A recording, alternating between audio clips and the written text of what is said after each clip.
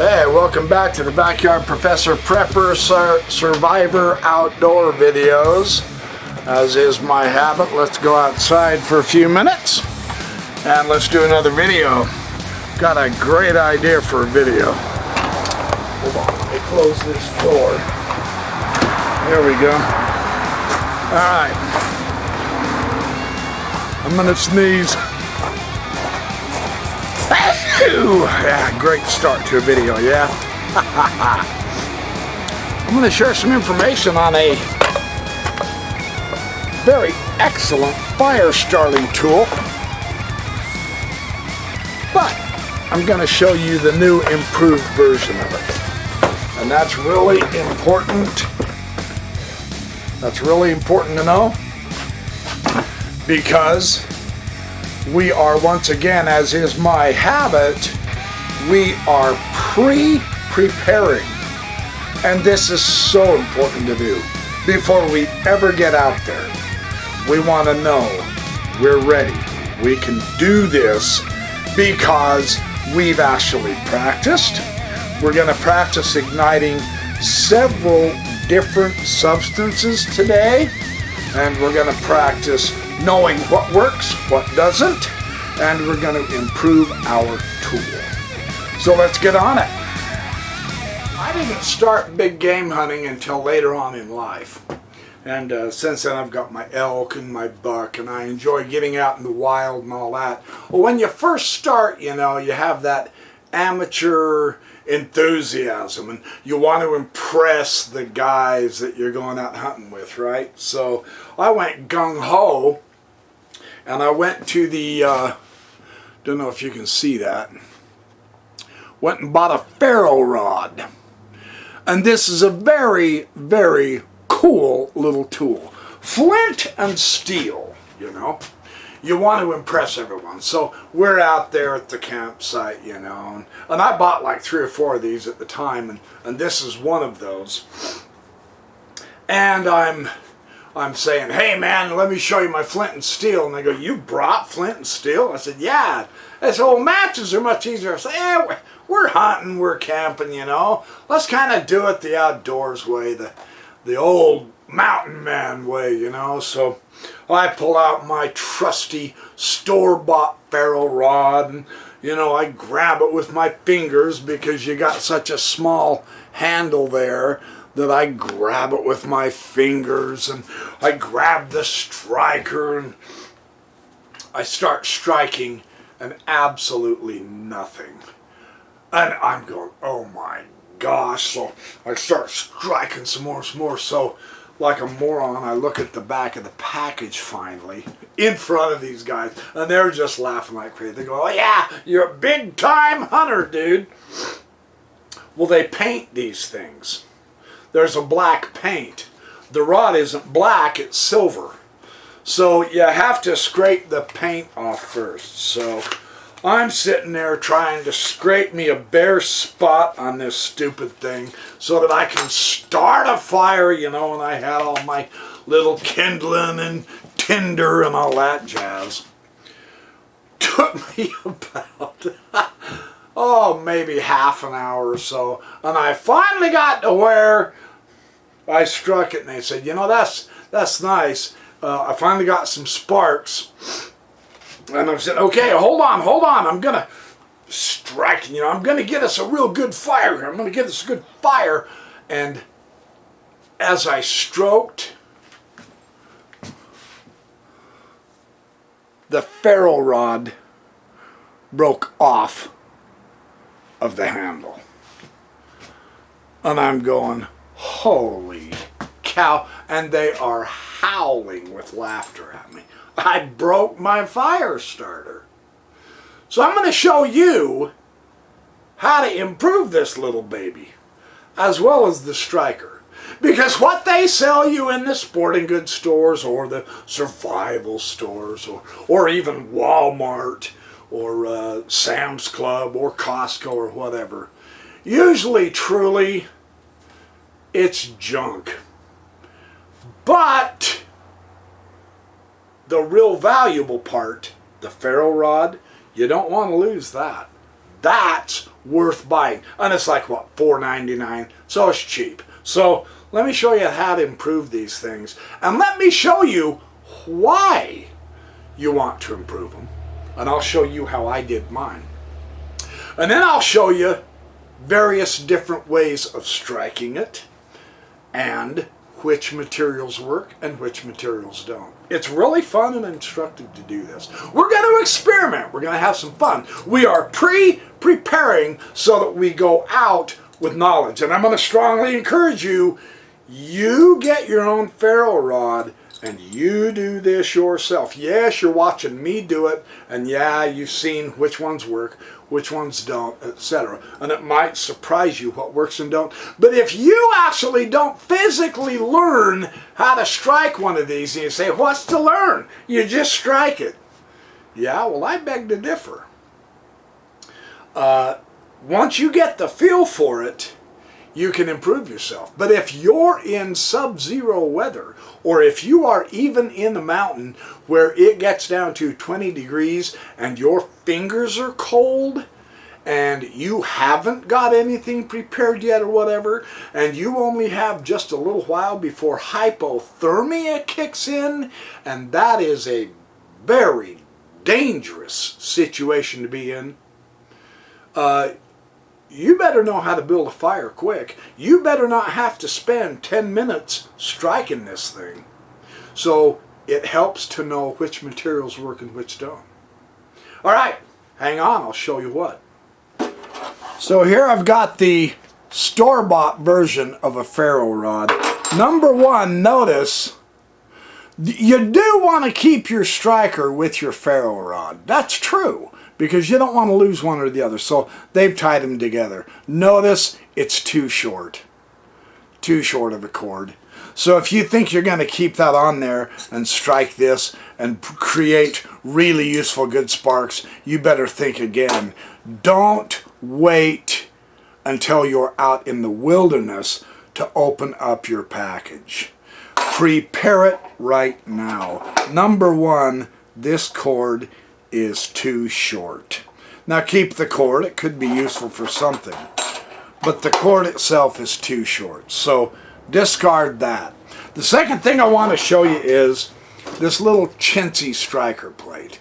It's silver, it's got some ridges, so this thing will really work. The problem with this, you guys, is that you can only hold it with basically 2 fingers and your thumb. If all you can do is barely hold it to strike on the ferro rod, you're not going to get very good sparks out of this thing. Especially if your hands are wet and cold. Your hands can't grip that strong enough. You don't have the striking power with this, because your fingers don't function when your hands get really cold and you're wet. The second thing I want to show you is this chintzy little handle, and yes, it's plastic. Now look at how thick it is here, and look at how long the ferro rod is. That rod isn't in that 1/8 of an inch. It's not embedded in the plastic 1/8 of an inch. Look at the end here. There is one little drop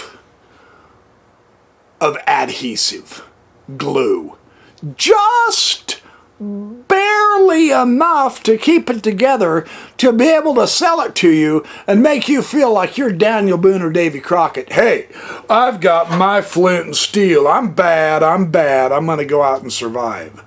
No, you're really not. But don't despair. I'm going to show you what I did to improve this little thing really well. So, what do you do with an old drill bit that you ruin, that becomes dull? You've drilled 10,000 holes in wood, different substances, plastics, whatever. You were drilling in a piece of wood and you ran into an old bullet. Sometimes that happens. I've actually had that happen. Someone years before had shot a bullet in the tree, and after they processed the tree into lumber, I was drilling it and I hit a bullet. Or you just do it wrong and you burn your drill bit out. that drill bit is burned out, and you can see, oh, let the camera focus, come on, don't focus on me. You can see the tip of it is really destroyed. It's blackened, it's the wrong shape, it's just a junk drill bit, so you throw it away. I want to help share with you ways to think outside of the box. Don't throw the drill bit away. It is a fantastic striker on your ferro rod. It is the best thing I have ever used or found to strike your ferro rod to get an enormous shower of sparks, not just a single little one, because you're using your chintzy little striker on your chintzy handle so that you can only hold it with 2 fingers and 3 fingers here, 2 fingers and a thumb, and you're striking this way trying to get a spark. Oh, heck no. No, we want to do what Tim the Toolman Taylor said. Whoa, oh, oh, oh, oh. Yeah, I'm giving my age away, but so what? We want to have a real striker that gives us 20 times the chance of what the junk they'll sell you in the store gives you, right? So what I did is I experimented. Now, I'm not going to lie to you, my Leatherman,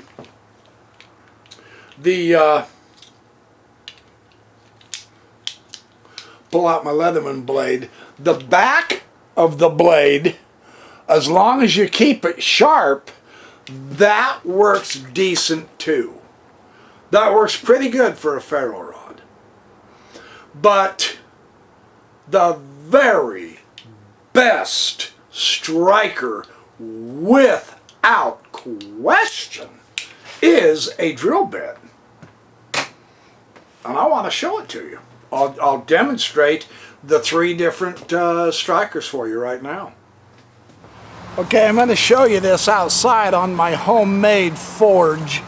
I have a forge out in my yard that I like to tinker with some steel. This is my new and improved ferro rod. I'll show you how I made this, and I'll actually make my old one into this one. The advantage of this is I can completely wrap my hand into it and hold it with my thumb. That gives me grip. Same thing with my striker, my drill bit. I'll explain how I did this. I gave myself a handle that I can completely grip, and now I can really show some good energy and get some fantastic sparks out of this ferro rod. First, here is this striker that they give you in the store, and I'm just going to try to show you some sparks. So there's a little bit, and that's okay. You see a couple of them. You see a few sparks. Dang it. Sometimes it won't spark, and that's something you have to be aware of. On this flat side is literally close to worthless. Maybe you'll get a spark, maybe you won't, right? So that's not that impressive. The back of your knife,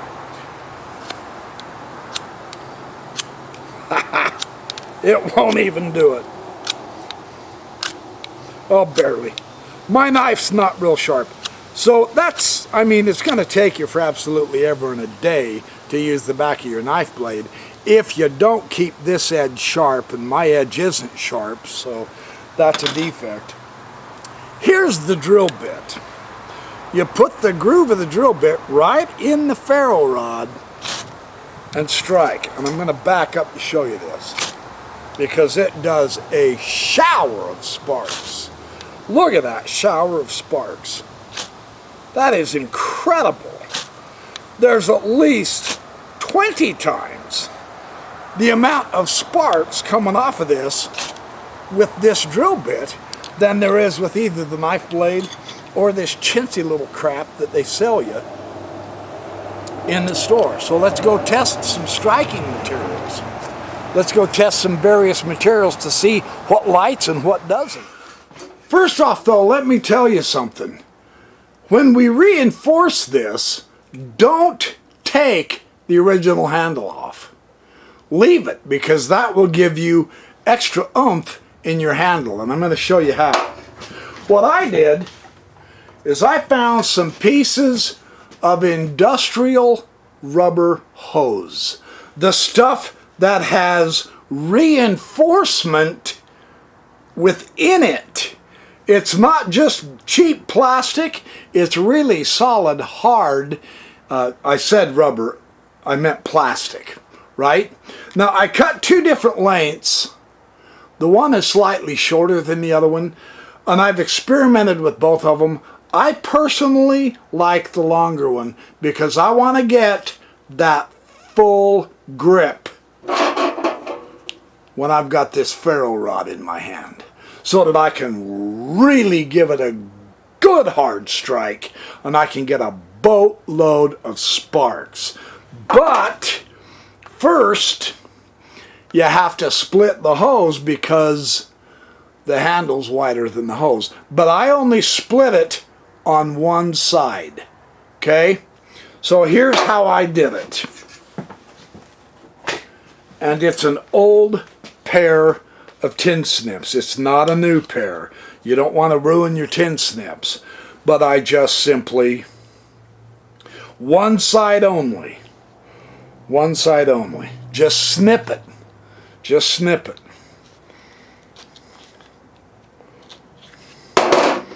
And that opens it up so that you can take this little baby and wedge it open and push it down and into that hose. Now there's your setup, but the problem is it's still not very solid.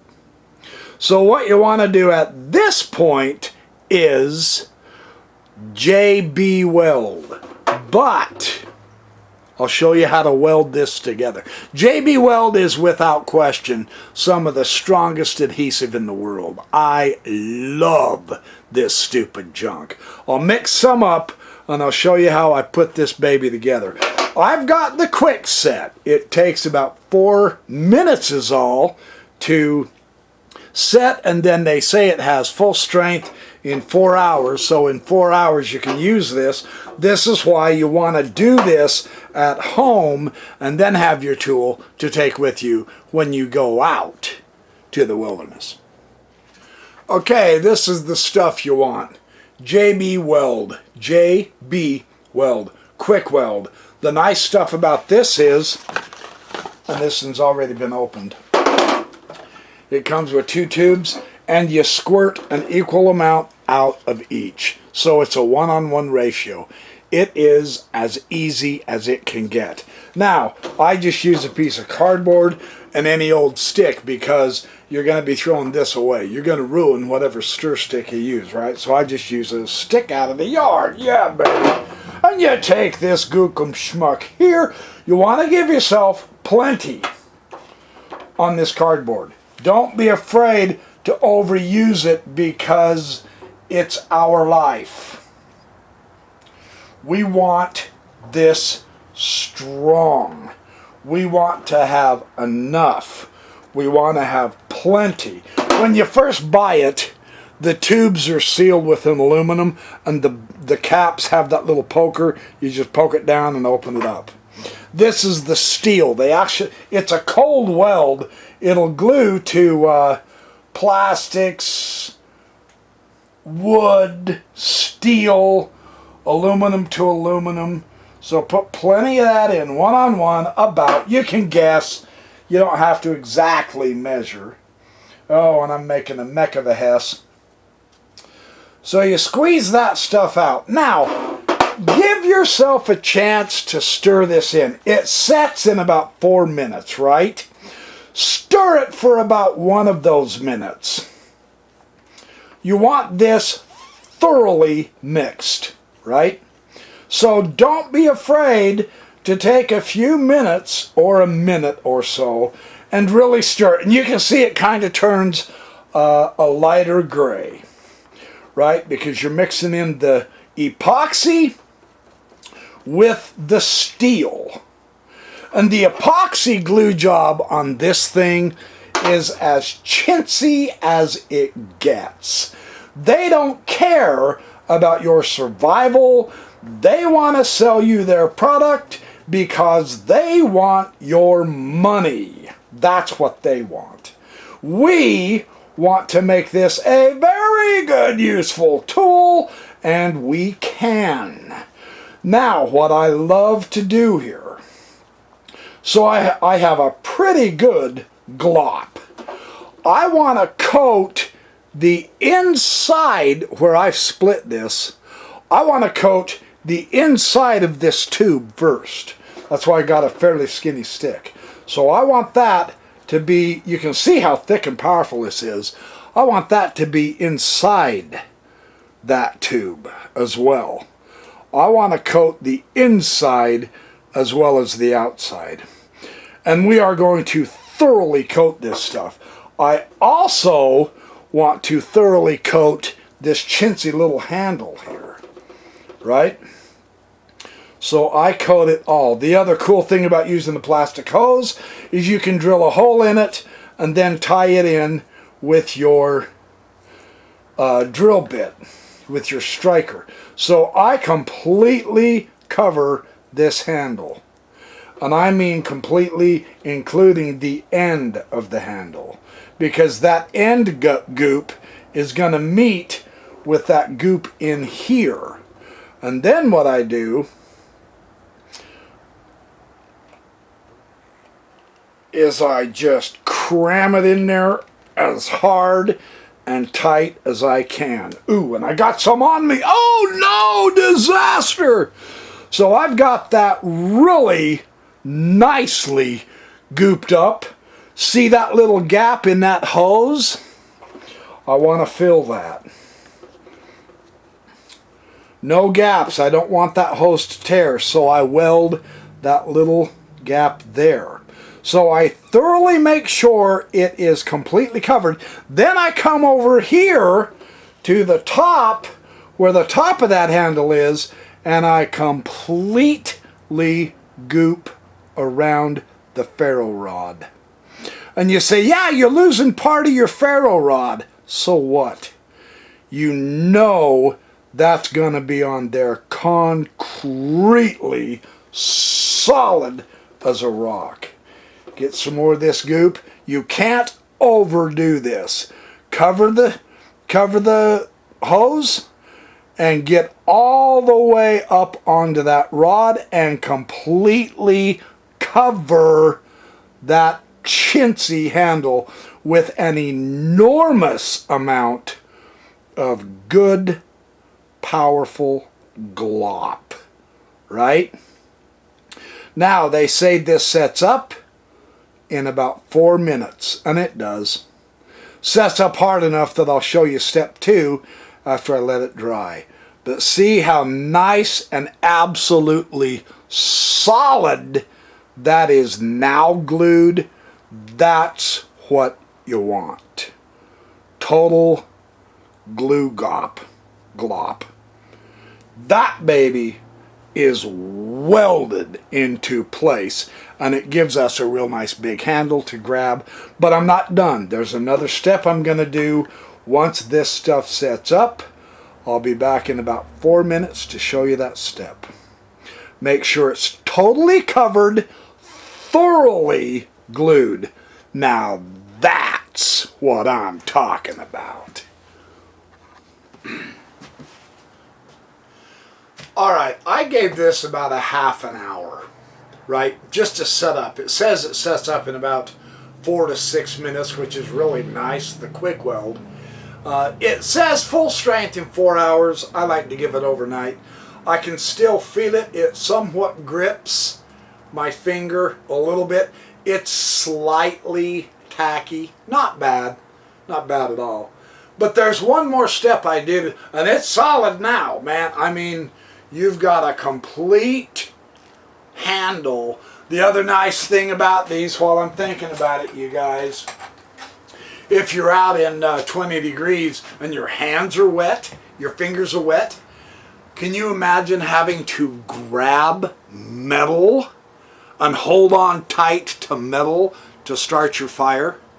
That would suck. It hurts. Those of you who've experienced that, you know, grabbing metal hurts when it's 20 degrees and you're wet-fingered. This is all rubber. There is no metal to grab. It's much firmer. Way easier to put some real oomph to give yourself an entire shower of sparks. I can't overemphasize how cool this simple little gimmick is. The JB Weld costs you what, 10 bucks? To be able to have such a solid total all the way around, super thick. I mean, you can see that it ran.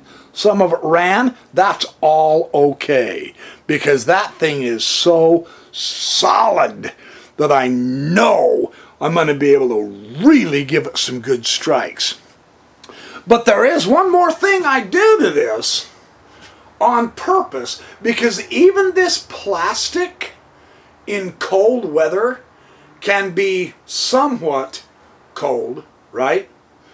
You're not going to avoid that. So what I do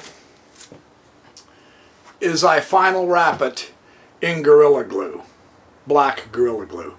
This stuff is fabulous. It is strong tape, very, very strong tape. And it makes it so that this handle isn't quite so skinny, and it helps, it'll add width to the handle so that I can really, really grab this stuff. But compared to duct tape, chintzy $3 a roll duct tape, and the Gorilla Glue tape, well, the Gorilla tape will cost you about $11. But it's your life. If you think you're going to save $7 by doing the chintzy tape, but you lose your life, what's the $7 for, right? Don't chintz on yourself. Don't go cheap when it comes to being prepared. That's what I'm basically saying. So let me show you how I wrap this with Gorilla Tape, how many times, etc. And then we will start having some fun with experimenting with different materials and learning how to strike your Ferro Rod. Only by you doing this will you get to know the muscle memory, the feel of it, how hard to strike, how often, etc. And you'll get to see how the Ferro Rod reacts with various materials.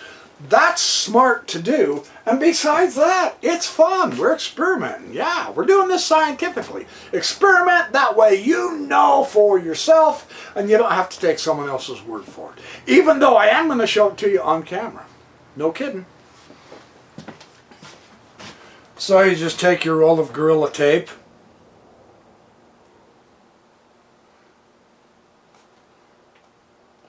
see, it's so solid it won't hardly come off the roll.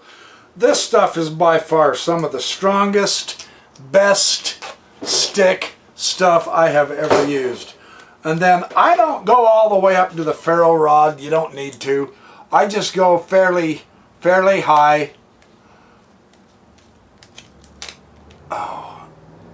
Straight if you can. And then I just roll that on. And it's not gonna go on pretty. I don't care. I'm not interested in pretty. I'm not interested in nice looking. In this regard, I am interested in function. Pure function. So then you just wrap it up. Oh, come on. Wrap it all the way around. Boy, I'm making a mech of a Hess here.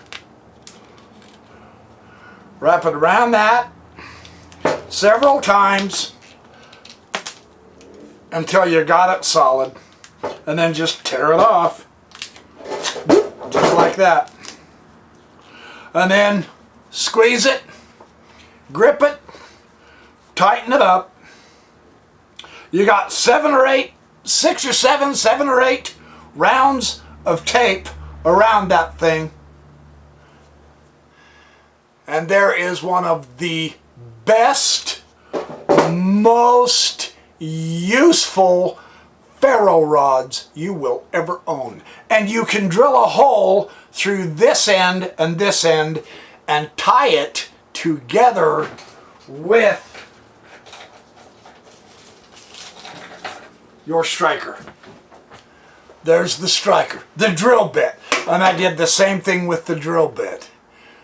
I actually had an old socket, a long old socket that this drill bit fit into, and I put that on there and glued that to extend the length of the drill bit, so I had more striker service. So the socket comes all the way up down into here, and then I did the plastic hose, the industrial hose, and then I went ahead and wrapped that around, so that I have a really solid striker and I can really kick out some sparks.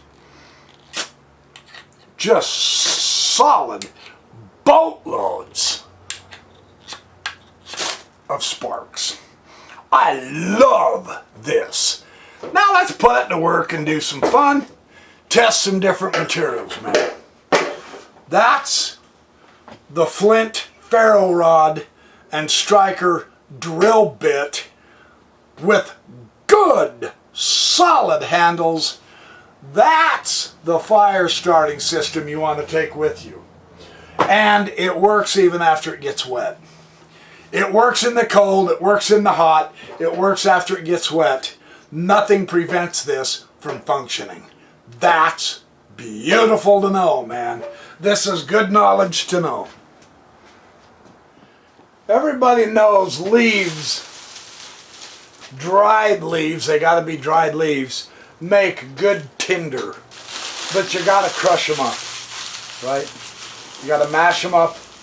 The smaller the tinder, the better chance you have of igniting it, right? That's the theory. So let's test that. And some of these, actually, you know what? You see how some of those are kind of still pliable? They're actually kind of leathery. That might not be so good. They need to be bone dry. We'll see. I'll test this. I don't know. I mean, they're dry, they're crinkly, but if they don't fall apart, if they're leathery like that, see how that stays together? That might not be dry enough, you guys. That's stuff you have to test. You want these really dry. So, crap, I thought they were going to be really dry. You get a lot of crunch. Ooh, get that green one out of there. You get a lot of crunch for the buck. That's true. Got my bottle of water handy in case I need to put this thing out. You got to be safe. You know, we're playing, but, you know, it is fire we're talking about. Okay, let's test. Now, there's various ways to strike this stuff. I'm going to try it like this first. The problem is you end up hitting the material. Some people will put it down in the material and strike that. That might be the best way.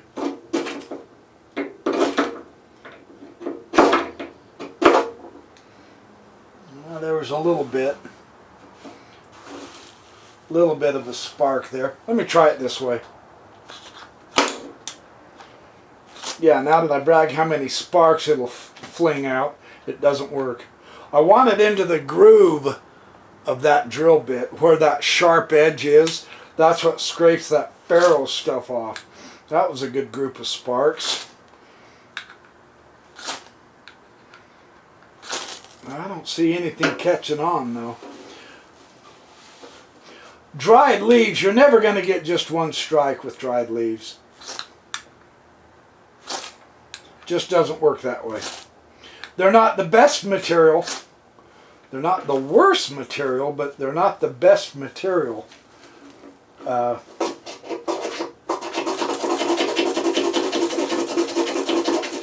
see if I can get a bunch.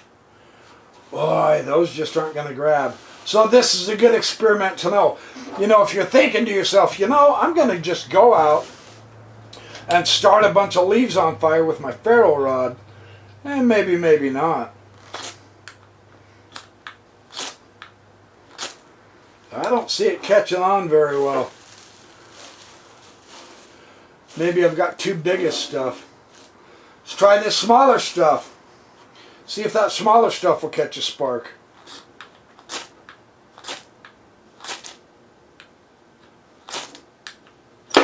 See, the problem is you're hitting the material. Yeah, you think it's going to be simple because you watched someone else do it. But when you practice yourself, you very soon realize this sometimes is not so easy. Yeah, you can get a spark, but can you get flame from the spark? That's the question. See, I keep hitting the material. That's one of the things you have to know. Let's see if I can do it this way. See that stuff stick to that and then spark again? You want it to get down on the material. And that's why it takes practice. There we go, there we go. Ooh, ooh, that was close, that was close.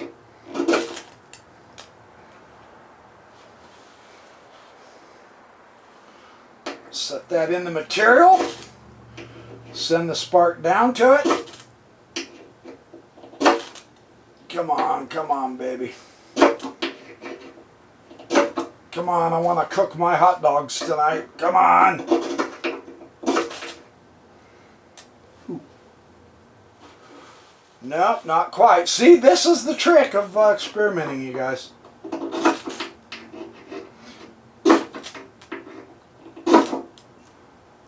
If all you have is dry leaves, it could be a long, hard haul.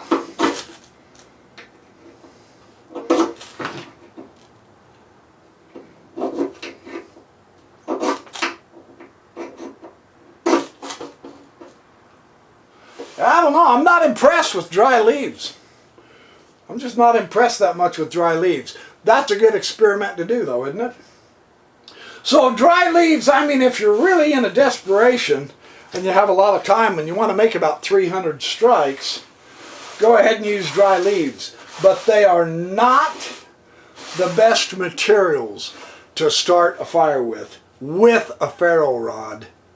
And that's good information to know. Let's try something else. Okay, what about a bunch of dried up old weeds? You crush them up. You want them small. You twist them around.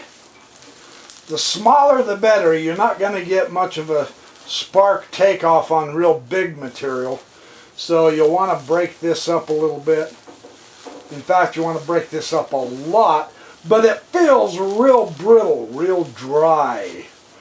And I know this has been drying for several weeks, so I know this is pretty dry stuff. Yeah? So let's play with it for just a minute. Preparation is half the fire building skill. You want to make sure that your tinder is really small, easy to catch flame to. Yeah, with a match, this is a piece of cake. But do you have the skill to do it with a ferro rod? I don't even know if I do. Let's see. You got to make sure it's small. You got to make sure it's small. The smaller the better.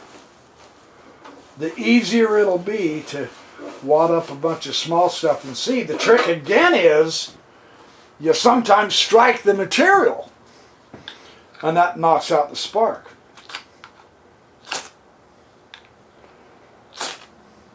That was a pretty good spark there. But I want it to land. See, this is the defect of doing it away from the material like this.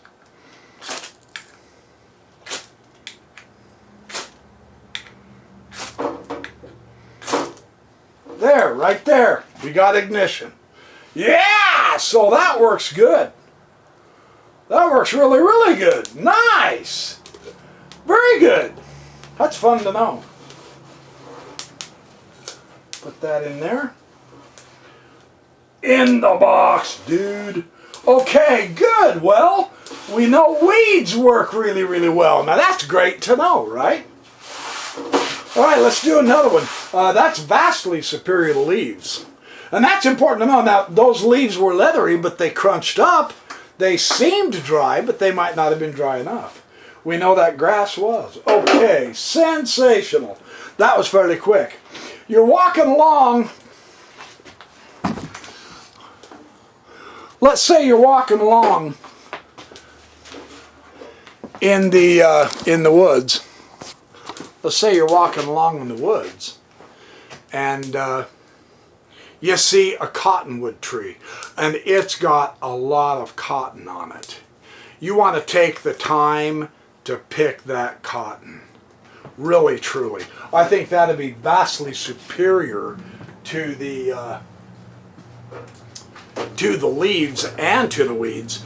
You were smart enough to take a small empty vial with you while you're out. Always have a couple of these in reserve if you can, because you can stuff these full of cotton and then you have a good fire starter. Let me show you how fast and easy it is to do the cotton. Now that I've said it's fast and easy, let's take a look. Hold on, I'm not going to turn the camera off. I'm going to go amateur hour here and just point it down. Okay, I've got some cotton material. And this is stuff I've burned before even. Just wad it up.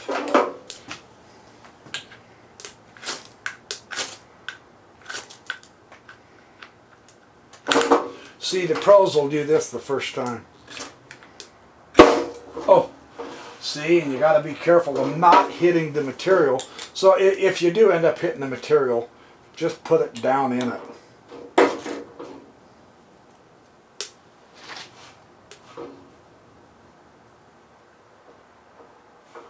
Ooh, that spark almost went. That almost caught right there. So bunch it up kind of tight, more tight than not. And then stick your ferro rod right on top of that bundle and just strike down with your strike plate, with your striker. Hopefully you can see that. Stick it right down on the bundle.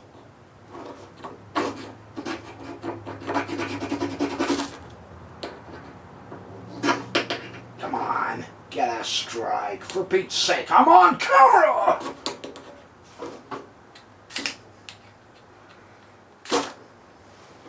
Oh, for Pete's sake. Oh, and that was a good spark and I knocked it out. See, this is why you want to practice, you guys. You think, oh yeah, easy peasy, I'll just do it the first time. Not necessarily. Now there's some... Okay, that spark almost took.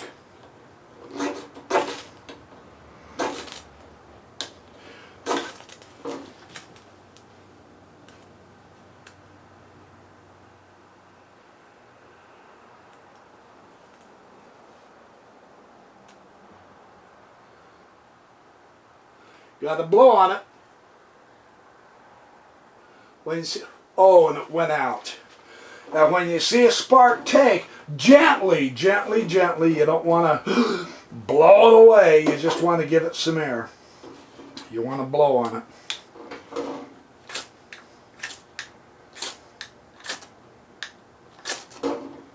You see those sparks on there. See, there's those sparks, but they spread out really, really fast and go out.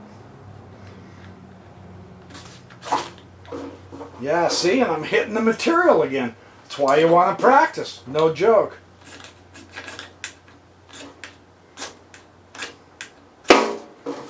I'm hitting the material like crazy. This is supposed to be easy. It is easy if you know what you're doing. Okay, let me try this again without the burn stuff. I'm going to just set this on and see if I can get a spark.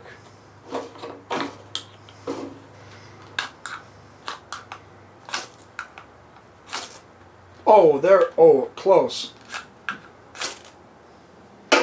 Very close, very close. I know this will light. I've done this several times. I know you don't believe me, but okay, well, there was a lot of sparks. There was a lot of sparks there.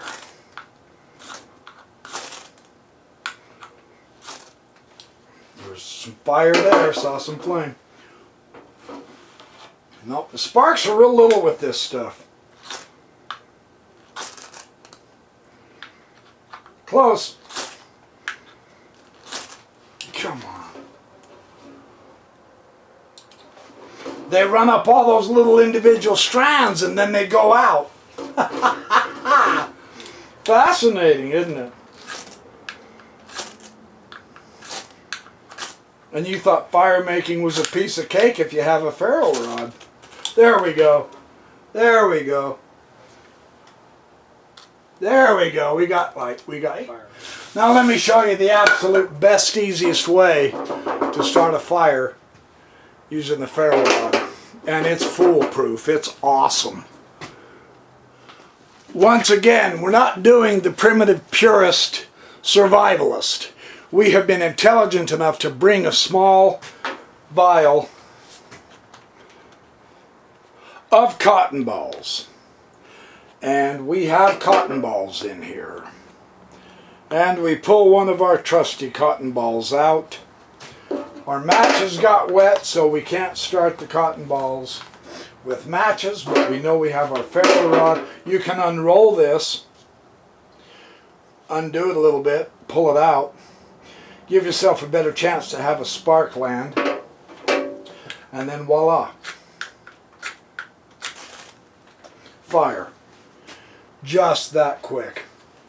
Now let's watch that burn for a minute, because now you can add on the dry leaves, you can add on the weeds, you can add on Mother Nature's cotton, this crap that's supposed to be able to burn. Oh, look at that. It's not burning near as well as the cotton. Wow, that's interesting. Maybe that's part of my problem. The cotton ball, though, you can see works really, really well. But it goes out relatively quick. So how do we solve that problem? It's very, very simple. We come prepared. Okay, I've got a regular cotton ball here, and I've got a cotton ball here that has petroleum jelly. It's been wiped with petroleum jelly. Let's see which one burns longer.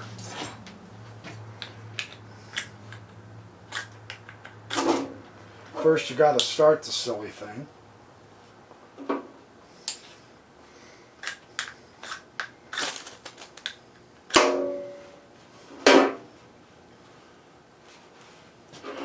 Understand, so this is the one without petroleum jelly. This is the one with petroleum jelly. I like to saturate the cotton balls with petroleum jelly. The reason why, the petroleum jelly itself is not flammable. What it does, notice how fast that one burns out. It's not quite burned out yet, but it really doesn't stay on fire very long. I guess I could turn it. Heck, I'll even help it along. But the one without the petroleum jelly doesn't give you nearly the flame as the one with the petroleum jelly. Why is that? Because the petroleum jelly makes it so that the cotton ball does not burn as fast. And you have a much, much, much longer flame and a much better chance of starting your fire. In fact, it's probably going to burn for another several seconds. You can turn it over if you have to, and it'll continue burning. You can see the black smoke as opposed to the white smoke off of this one. This one still has a core, but it has no more flame. It went out. It didn't give you nearly as much of a chance, time-wise, as the one with the petroleum jelly did. That is great knowledge to have. That is really important to understand. And then you can take that open and continue that flame and continue adding more and more and more tinder to it to have yourself a good fire.